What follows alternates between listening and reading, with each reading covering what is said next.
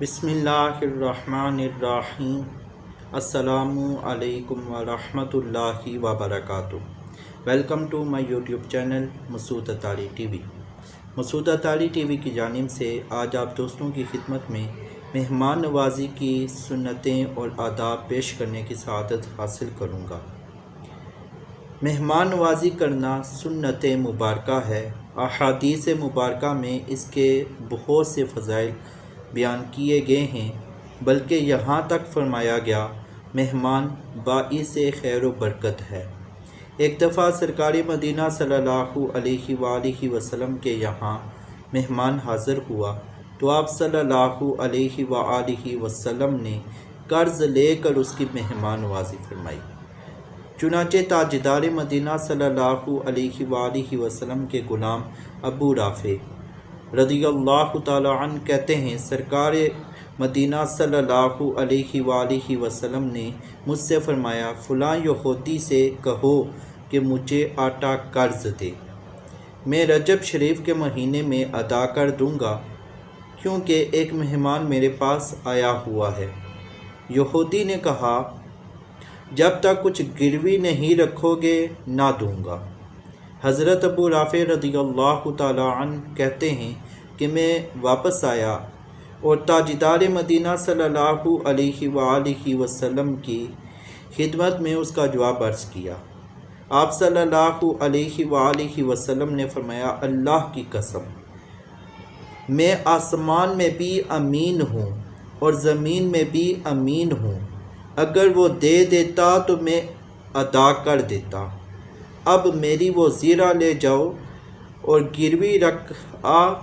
میں لے گیا اور زیرہ گروی رکھ کر آٹا لے آیا۔ اور ایک اور حدیث پاک میں ہے، حضرت انس رضی اللہ تعالی عنہ کا بیان ہے کہ تاجدار مدینہ صلی اللہ علیہ وآلہ وسلم نے ارشاد فرمایا، جس گھر میں مہمان ہو اس گھر میں خیر و برکت اسی طرح تیزی سے دوڑتی ہے جیسے اون کی کوہان پر چھری، بلکہ اس سے بھی تیز۔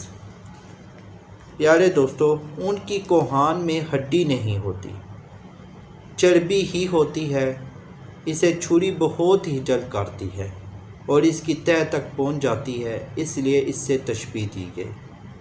سرکار مدینہ صلی اللہ علیہ وآلہ وسلم کا فرمان عالی شان ہے، جب کوئی مہمان کسی کے یہاں آتا ہے، کسی کے پاس آتا ہے تو اپنا رزق لے کر آتا ہے، اور جب اس کے یہاں سے جاتا ہے تو صاحب خانہ کے گناہ بخشے جانے کا سبب ہوتا ہے۔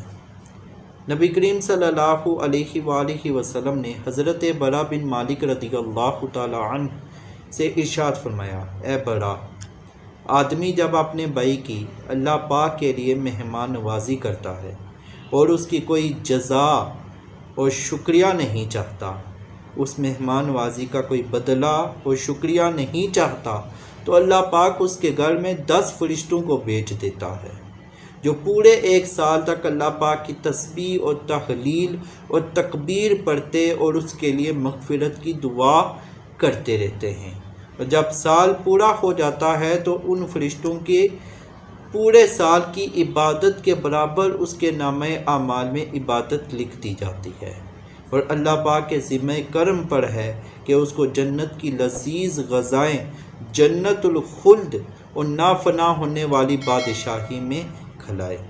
اور حضرت ابو ہریرہ رضی اللہ تعالی عنہ کا بیان ہے، تاجدار مدینہ صلی اللہ علیہ وآلہ وسلم نے ارشاد فرمایا، سنت یہ ہے کہ آدمی مہمان کو دروازے تک رخصت کرنے جائے۔ صلو علی الحبیب صلی اللہ تعالی علی محمد۔ اللہ تبارک و تعالیٰ سے دعا ہے کہ ہمیں مہمان نوازی کے آداب کو سمجھ کر ان پر عمل کرنے کی توفیق عطا فرمائے۔